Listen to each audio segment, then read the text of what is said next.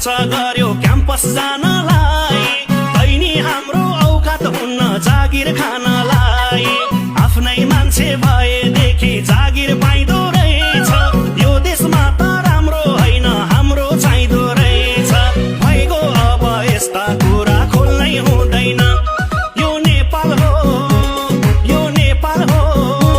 यहाँ भ्रष्टाचारको विरोधमा बोल्नै हुँदैन, यहाँ भ्रष्टाचारको विरोधमा बोल्नै हुँदैन, यहाँ भ्रष्टाचारको विरोधमा बोल्नै हुँदैन।